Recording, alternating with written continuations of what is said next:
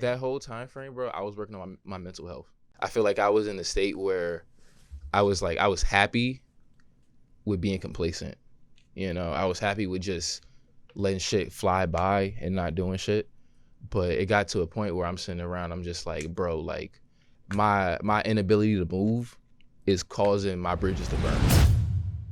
Welcome to the Mpower podcast. My name is Brendan Sika, and I'm joined by my guest here today, Yoki Misaka. How's it going, man? Yeah, what's up, yo? Shouts out. That's good, man. How you feeling, bro? Dude, I'm feeling it. Yeah, man, I'm feeling pretty good today, man. I appreciate you having me out here, like, for real. Thank you. Of course. First interview, man. Like, it's exciting to be out here, man. Like, for real. So tell me what it is that you do. Well, I really just make music. I paint, a little bit of acting. Try to do as much as I can as far as, like... You do acrylic or oil paintings? Acrylic. I love acrylic. Like, just a lot of beautiful brash colors. Me like too. the way the paint, like, stays on the canvas. See, when Yeah, I like was that. painting, like, a lot, Mm. I would use acrylic more than oil, because oil takes forever to dry. It does. It really does. And it's hard to get, like, the proper colors with it if you don't know exactly what you're doing. You have any You know? artists that, like, you take inspiration from? My favorite artist, Francis Bacon. Tell me more. I haven't heard that name. He's like a French painter, like around like World War II, around that time. Painted like a really like couple of dark pictures, really changed the face of like what it means to be art. Okay, You know? so is it... You said which century it was again? Early 19th century. Early Around the time So of the 20th, beginning of the 20th century. yeah, correct? yeah. Pardon me. Yeah, around the time of World War II, 1940s, Yeah. 1950s, around that time. That trips me up too, because I had to think about the next, set of centuries. Yeah, Like I think of like, yeah. 19th century, but they mean 1800s. Mm-hmm. But that's actually a very interesting time of art. I was actually looking at Rothko paintings and another one, Ad Reinhardt. They're more like postmodern abstract. Yeah. But how would you describe the guy you're talking about? Just it's like nihilism, but in a sense, reality. Like where Nietzsche meets the art world? Yeah, like it's really just him expressing the deepest, darkest depths of his mind. It's a lot of like gore horror Okay. painting, like animals split in half and stuff like that. I'm really into like gore and stuff Okay, like that. I love that. what about Hieronymus Bosch? I have no idea who that is. Oh You gotta man, put me some on. Spanish royal families, they had a Okay. lot of his paintings. The Okay. Habsburgs. Look it up. This one guy collected all of his paintings. With the jaws? Yeah, you know what I'm talking The about. jaws, I So know some that. background on that. Okay. That's a whole family that in Spain they just kept it all in the family. All Like in the the whole family. bloodlines like that. Mhm. And they just died eventually because they couldn't there was no genetic variation. Oh so, yeah, I remember that they said his blood was like his body was mostly water and stuff like that, his brain or something like that. Yeah, I remember. Yeah, it was Yeah. like impotent, Mhm. the works. I learned about that like in civics. Oh man, not civics. History Civics, class. I'm like, what's the class you take, man? Not civics, history class. Jesus Christ. Bro, But so yeah, man. going back to music, tell me about some inspirations in that realm. One of my main inspirations as far as music, it had to be like Flying Lotus, XXYYXX, Bjork, Yeah, man. Kanye, of course. I just love it. Do you care about which era of Kanye? No, because I feel like you're like no, because I feel like it's him evolving. You have to let somebody grow. You're not going to be the same person you was like 30 years ago. Exactly. That's the whole So, thing of being an artist. yeah. You're always like changing. Exactly, and it's just my favorite Kanye album is like My Beautiful Dark Twisted Fantasy, and my second is Jesus is King. So it's a weird That's a mixture. very Yeah. huge leap. Difference. Yeah, I know. I love. Because mine goes Twisted Fantasy and then Yeezus. Mhm. Because I just love the way Yeezus sounds with Yeah, Yeezus is Daft beautiful. Punk. I love Daft Punk. They did like I think the first few tracks on that album. Mhm. So producer wise, who do you like the most? Producer wise, Like top 3. Oh, geez, that's a hard question. Top 3 producers. That's got to be Flying Lotus, XXYYXX, So just in that same order Mhm. generally. and I would say because I listen to a lot of vaporwave, and I know it sounds like cliche, but Macintosh Plus, even though he hasn't dropped like Yeah, anything in a Vectroid? while, yeah. Yeah, Like, I listen to grew up her. on She that has shit. she has some stuff on Spotify, like one Yeah. track, but I only know Floral Shop. Yeah. Like that's the most common one. Yeah, that's the one that really put vaporwave on the map. But vaporwave that I do like, George Clinton's another. St. Pepsi ever. George Clinton, I feel you. Yeah, St. Pepsi. I know you're talking about, yeah. I think he went to Skyward Spence. Like, he became very aware that he was just slowing down or speeding up, 70s tracks. I feel that, man. So he went pop. But the people that stuck with vaporwave, they're still doing it. Like Daniel Lopatin from 10 Tricks Point Never, that project. You ever heard of him? I feel like I have, but I just can't remember the name because I listened to a lot of different stuff. Check out Echo Jams. That's like the first considered like vaporwave album. Okay, I'm gonna check that out for real, man. Because I love like that. That's the type of sound I love. Just like weird, fun music, experimental but like slow production. Yeah, because it's very reverby and delay focused. So, do you see any of that aesthetic bleeding into the New Jersey scene?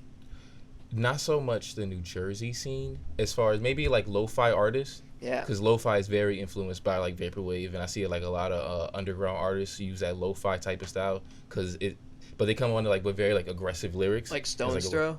Yeah. Like stuff like Madlib. Like a way, like Madlib, yeah. Like a way to contrast. Like it's like a counter contrast, And I feel like in a sense maybe. But I think what's really taking away, like what's really driving the Jersey wave right now, is like fun records. Because people want to go back outside, go out to shows and stuff like that. They want something. Yeah, world's opening up. Energy. Yeah, they want something to be worth going out to the show for. So you give them like a crowd anthem. Like yeah, I mean, like if you watch any of Rolling Loud, any of those performances. Yeah. Like Cardi's set was crazy. It was amazing. Like he dropped a whole lot of red at the right time. Mm-hmm. A whole lot. People was hating on that album too, but I feel like Whole Lot of Red was it was one of those albums where it was weird to listen to at first. Yeah. But like I didn't know what to expect. Yeah, you didn't know what to expect. Everybody wanted the snippets. I think that's what it was too. People wanted Dial-Lit. They wanted Dial-Lit type. They wanted Dial-Lit 2.0. And it's the same thing with Kanye. It's like you gotta let artists evolve. You might not like it, and they might not like it like years later, but you give them that chance to do something different because you keep them in that same box. It's like how you can just listen to the old album if that's what you want, Mm-hmm. But you gotta give people a chance to like try something different. I feel that sometimes like people are like with any genre. You hear like old heads and they'll say like, no, Metallica, that's real metal, but then they don't want to listen to anything like, I don't know, like Daughters is another one, or Swans. It's like prog metal. Some people are just very traditional. Like it doesn't matter what area of music. Have you noticed that? Yeah. I feel like it's kind of like a form of gatekeeping in a way, but people gotta accept that times have changed, the music is changing, and the people who were relevant aren't relevant anymore, and that's just how it's gonna be like that for us eventually at one point. Everybody's gonna be like that. So exactly. I was on Spotify and I saw there was like more listeners, I think, from Lil Uzi Vert or Trippie Redd more than Led Zeppelin, but like the SoundCloud era rappers is like. Don't quote me on one of those two, but I know it was like in that camp. Like Led Zeppelin is less relevant on Spotify, like one of the more prominent like 70s bands. So it just goes to show, like it puts things into perspective, like how current artists are more like relevant in like the history books right now. But Led Zeppelin, they're always gonna have their wave though, because we might like Uzi might be like the most streamed artist right now, but like I guarantee there's no way that he has more sales than Led Zeppelin. Overall. Long term. You don't know. He's only in his 20s. You feel me? So it's just, you got to give him time, Yeah. I feel like who's probably changing a little bit of the metal scene right now is like Lil Darky. No, I actually have heard that name before, believe it or not. I feel like he's like really changing the way of like the metal rock rap wave right now. I'm going to check that out when I go home. Yeah, Lil Darky, Spider Gang, all of them. What about Death Grips? Death Grips, oh yeah, Death Grips as well. I really like what actually I got into Death Grips because of this one episode of Atlanta where Lakeith Stanfield was bumping him in the car. They actually played it on the show. Yeah, they played it. He was riding the car picking up Childish Gambino. Which album? And what was it? It was the one where it's like the tongue sticking out of the hole. Oh, actually, Bottomless Pit. Bottomless Pit. Yeah, it's Bottomless Pit. And it's the song Hothead. Yeah. Yeah, and I heard it was just that like when I heard that. I was like, bro, this is beautiful. Like, this is absolutely beautiful. Is that your first time actually experiencing that song? Yeah. What about Death Grips in general? Did you hear Guillotine first? Yeah. No. That was the first time, and I went to go hear that song. And Oh, then so you found it like in 2016. Yeah, like I found them late. You know, I found out about them late. Like I've always saw like pictures of them like in like little clips like on Adult Swim and shit like that. I found But, out about him through yeah. like Fantano, of course, like Anthony you know Fantano, the Money yeah. Store giving it a 10, and you look at it, and like, well, I watched the video. That's the first album he gives a 10. Might as well check it out. Yeah. And then it ends up being like, it's jarring at first. It doesn't click for a lot of people, but then when you get it, it's like, oh, it's a different approach for hip hop. It's almost like it borders on the crossover of like electronic music too. Exactly. And plunderphonics. And isn't that like basically what good art is? Like something that makes you like sit back and think about it for a second. Yeah, it challenges the listener. Yeah. It's some people just want like, you know, just bangers. Exactly. But it just depends. Like there's different crowds. Different crowds. I felt that. So are you friends with any rappers in the area? Yeah, actually I'm pretty cool with my day ones. I got a couple of day ones. Palm Trees, shouts out to Palm Trees, shouts out to Wiz, shouts out to OG Robbie, Bar, shouts out to Young Daddy aka Sad Lib. What genres do they do? All hip hop, mostly hip hop. Robbie he does a little bit of pop music. Okay. And he's trying to like genre bending. I appreciate like hyper that. pop or what? No, like nice like actual pop music. Okay, you know? cool. Like he's trying to like to mix that up, and I fucks with it because you know it's like we need people with different sounds, you know. So I fucks with that. Two people that put me on, like the first people that took me out to a show was these two girls named Sadlib and Bars, right? And they were like the first, and they known as your mystery guests. Okay. They're based out of like Newark and a little They're bit a of duo. Brooklyn. Yeah, they're a duo group. Okay. You know? And they were like I met Sadlib at Essex County College, and we was able to like link up and make music and shit like that. And then she was able to like take me out there and took me to like my first venue, and then was able to like hook me up where I was doing my own sets and shit like that, you know. And like the main thing that kind of hold me back from like doing sets recently was like the whole pandemic shit got shut down, you know. Oh, dude, everyone Yeah. even people on major labels, it just affected the entire. Everybody, man. No one was safe from that. It's like I have band friends in North Carolina who just didn't tour the entire time. They're just playing shows now. Yeah, shit's just opening back up again. It's good. I'm happy for it, but we just gotta keep pushing, you know. Yeah. Gotta be persistent, you know. Shit's moving now, so it's just like let's get shit done, you know. Yeah, it's a time for action now that everyone's like built their strengths with their art. Yeah. That's like that whole look at it as a silver lining in that way, Mm-hmm. where you just take that time and focus on, you know, your craft. Yeah. And you just develop, and then with that persistence Yeah. over time. By the end, like, well, how long did it even last? Like a year and some change. Some change. That's plenty of time to improve on a skill. Mm-hmm. Like, what did you learn anything over time, like during that time frame? That whole time frame, bro, I was working on my mental health. I feel like I was in a state where I was happy with being complacent. You know, I was happy with just letting shit fly by and not doing shit. But it got to a point where I'm sitting around, I'm just like, bro, like my inability to move is causing my bridges to burn. You know? So it took me a lot of time to realize, like, why am I not pushing forward? You know, why am I not doing the shit I got to do to the point where I'm like, okay, I figured it out. Now it's time to apply what I learned into action. Yeah, and that's the thing. Like, you have to apply it to. Exactly. A lot of people miss that step. Yeah, it's not just recognizing the issue. Once you recognize it, it's there now. Because you can be aware of it all you want. Yeah. But if you're not doing nothing to move forward with it, then what's the point, you know? So that's basically what I've been doing the whole quarantine. A lot of cool quarantine albums came out, though. Yeah. Like, you listen to Charlie XCX at all? I haven't, but I've seen like a lot of memes about her, like on different like meme pages I watch. Which ones? Yandi memes. Enlighten me. He's like a Kanye West, not really Kanye West, but like around that era. Okay. Music meme pages, and I've seen like a lot of different songs meme from her, but I haven't really listened to Charlie X's like that, to be honest. So she had this one album like during the lockdown, like when it started around March or April. She recorded it in 2 weeks, basically the span or majority of the effort for Yeezus. Yeah. And she came out with I don't think it topped the Billboard charts, but it still charted. That was considered like a COVID album, and it just goes to show, like, if you're persistent, like, with your work like that, like regardless of the like scenario, the circumstances, you can still create like quality work, man. It's been a lot of like good music coming out because people had to, for like the first time ever, the rat race is over. You know, it stopped, everything stopped, so people had to sit down and really like be like, damn, what do I have for myself? You know, where are the people around me? Because you couldn't like link up, you couldn't do shit, and within that loneliness or whatever you want to call it, whatever happens, it creates people becoming their better selves, which in turn makes like really good music now. You know, people reflecting on that shit, people are understanding themselves more, trying new things. Like I noticed that a lot of people were trying like psychedelics a lot more during the whole pandemic, and that created like a whole surge of new music coming out. You know? Oh yeah, there's a good book if you want to get into it. It's called Stealing Fire. Yeah. It talks about, actually, scratch that. Listen to anything Sam Harris says about Sam psychedelics. Harris? Okay.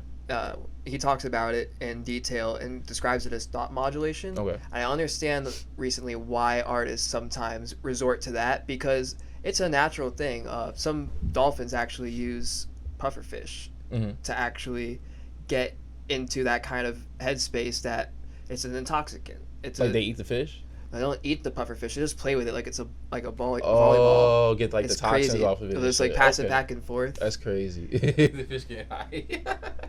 That's crazy, bro. Like I was reading that in Stealing Fire too, but that's where it comes from. It's a natural thing to get out of a creative rut. People sometimes will resort to that back in like the Greek time. So ancient Greece, they called it ecstasis or something like that. Or the book goes into greater detail. But what Sam Harris talks about is it's a thought modulator. So a lot of artists can use that to like get out of that rut. Like it's more effective than like drinking. Like whenever artists resort to that, have you noticed that? Oh yeah, you go down here when because you holding your pain. Like look at Brian Wilson. Like he went overboard. That's the dangerous part. Because like if you ever watched the movie. Which movie?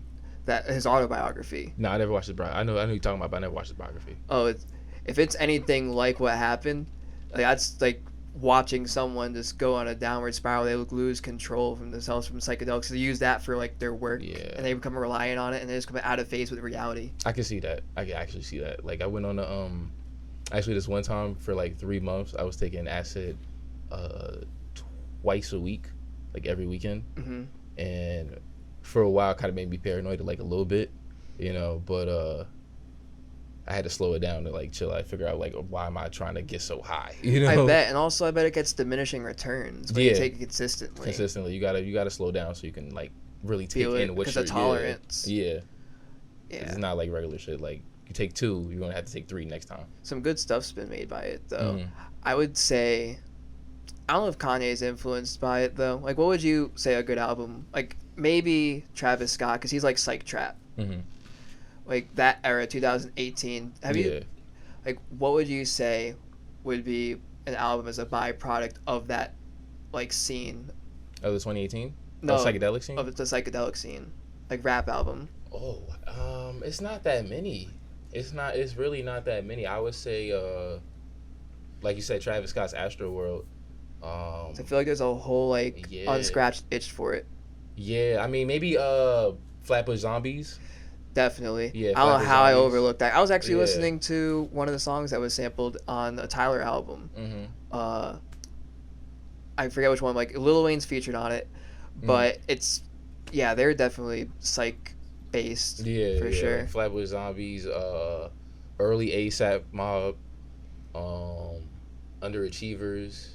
Like that whole Beast Coast era movement, that was definitely heavy. Yeah, Joey Badass. Yeah, that was psychedelic heavy. That's when I really started getting into it, like around like 2015, 2014. That was around the time when I first started like smoking weed and shit like that. Right. And then it's just legal here now. Yeah, it's now. But I was back in high school. I would be leaving school right after the bell and shit. Me and my boys would go to the fucking down to like this abandoned ass building, smoke up like 6 blunts, all 4 of us and shit. Good times, bro. Like that would be our $20 special. You get $20, you get a fucking $2.15. Get a wrap, and then you get yourself a $3.40. What kind of wrap? Like a White Bluntville. Owls? Yeah, like a White Owl or something, like the one for $2. I hear a lot of people go for backwoods. I'm be honest with you, bro. People be gassing Backwoods, bro. Like Backwoods, it's like a 50% chance it's gonna not have a hole in it. True, they rip easy. Yeah, they rip easy. Like seems like such a hassle then. Yeah, I feel like it's the brand and people fuck with This is brand loyalty. Yeah, it's the brand. Do you have any upcoming work, or do you let your actions speak for themselves? Well, right now I'm trying to work on this rap project I'm working on. I've been writing different songs, getting different beats and stuff. LP, EP? I'll say like a small LP. Yeah, okay. Small LP. I just started getting my shit on Apple Music and Spotify. Yoki Misaka, on Apple Music and shit. So, but yeah, I got a project coming out real soon. That's cool. First time rapping since like 2015. So who's doing production on it? Mostly me. I got my boy B, trying to get a beat from him. His shit is fire, say shouts out to you, you know what I'm saying? Beats is fire. But yeah, I mean it's my first time rapping again in like a while. So I'm trying to get like different sounds to not be like so narrow minded, so I don't get stuck in like just it has to just be corner like yourself. This. Yeah, I want to be like experimental with it, have fun with it, something different than what I'm usually doing. That's what it is. You're just following your excitement. That's what I try to do. Not, have writer's block otherwise, and then just like overanalyzing instead of just like making. Because you gotta make something that sounds good to you, and if it's just the same shit over and over, then eventually you're gonna get tired of it. So that's where I'm at now. I've been making music since like 2015, and so far I have 11 beat tapes. Just straight like instrumentals throughout like the past persistence, like, 5, man. Yeah, over how long of a time span? What's it like 2021 now? So like 6 years, just staying at it. Props, man. Yeah, thank you. Like just been staying at it, trying to be perfecting my craft, and I can tell wholeheartedly like the last shit I made sounds completely different from like the first shit I made, and it might not blow up, but that's good for me because I know that I've stuck to it and like kept trying to move it forward. So now I just want to like try to do something more outside of just making beats, Well, that sounds like a really cool project to look forward to, man. Like, I really like your artistic direction. I appreciate it. Your influence is actually, funny enough, it's like we have a lot of the same ones, so I'll definitely be on the lookout for it, man. So it's going to be on which platforms? It's going to be on Spotify, Apple Music. It's going to be on SoundCloud. Hopefully I get a video soon on YouTube. Yeah. Well, I appreciate you for coming out, man. Appreciate your time. Appreciate you, man. Cool having you on. Thanks so much. Again, this is Brendan Sika with the Mpower Podcast. Thanks for joining us tonight. If you like this video, subscribe, and we'll see you next time.